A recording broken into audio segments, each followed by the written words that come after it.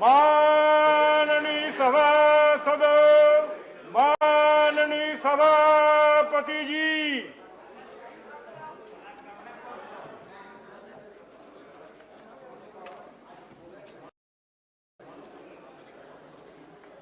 honorable members, I rise in deep anguish to place on record the way this August House is being subjected to sacrilege, and that too propelled by a sense of competition among some sections of the House since the commencement of this monsoon session. Everything said or done, violating, hurting or destroying this sacredness of any place amounts to an act of sacrilege. We are a land of temples, churches, mosques and gurudwaras. These are holy places with demarcated sacred areas which are known as sanctum sanctorum. The Parliament, the apex legislature of our country, is regarded as the temple of democracy. The table area where the officers and reporters of the House, the Secretary General and the presiding officer are seated is considered as the holy sanctum sanctorum of the House. A certain degree of sacredness is attached to this place. In our temples, devotees are allowed only up to this sanctum sanctorum and not beyond. Entering this sanctum sanctorum of the House in itself is an act of sacrilege. It has been happening as a routine for some time. I am distressed by the way this sacredness was destroyed yesterday. While some members sat on the table, some others climbed on the table of the House, perhaps to be more visible in such acts of sacrilege. I have no words to convey my anguish and to condemn such acts. As I spent a sleepless night,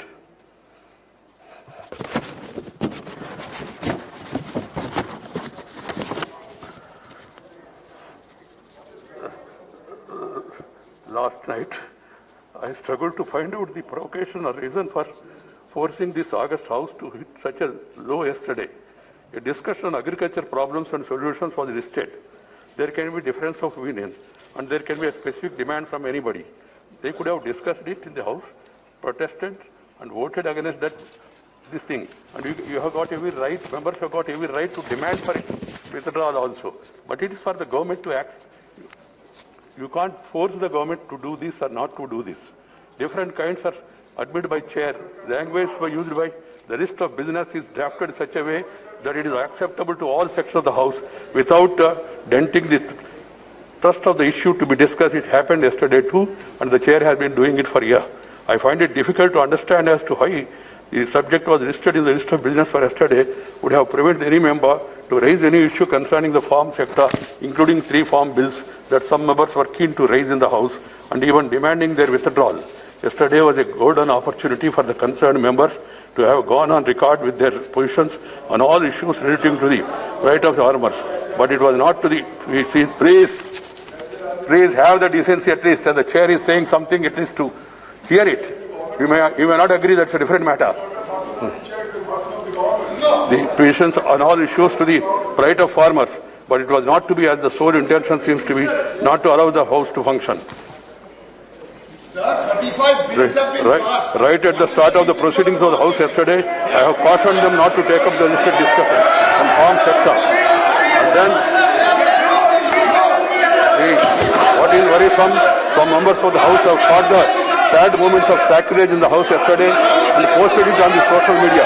While doing so, they only ended up showing the people to the extent which this August House can degenerate to the newfound competitiveness and aggressive disruption by some sectors.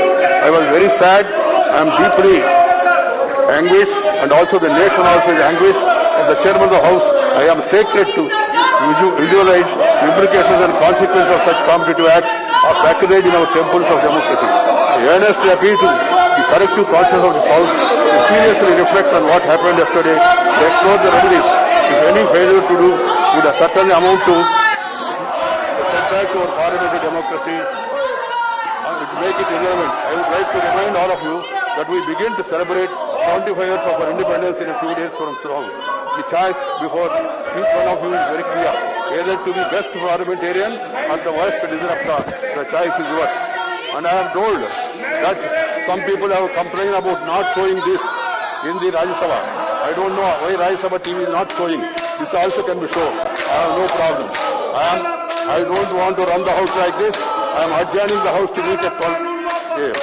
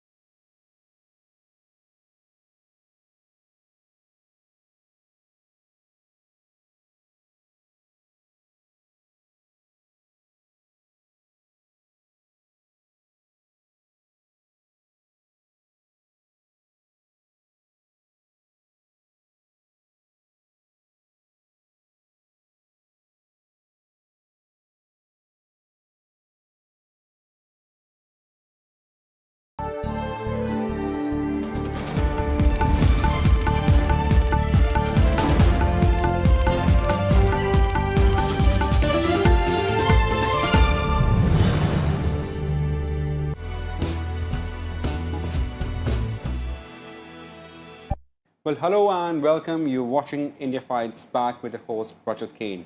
In this episode, we'll discuss the Delta variant and its role in spreading the pandemic. Of late, it's been the Delta variant that has been a cause of concern in several countries of the spike that we are seeing in the numbers of COVID positive infection across the world. Largely, this phenomenon is due to the Delta variant. Well, Delta variant, it's noted for its severity and spread. It was largely the Delta variant that was responsible for a devastating, catastrophic second wave of the COVID-19 pandemic earlier this year in the months of March, April and May, where several people lost their lives and faced acute oxygen crunch. Now, how, therefore, it is important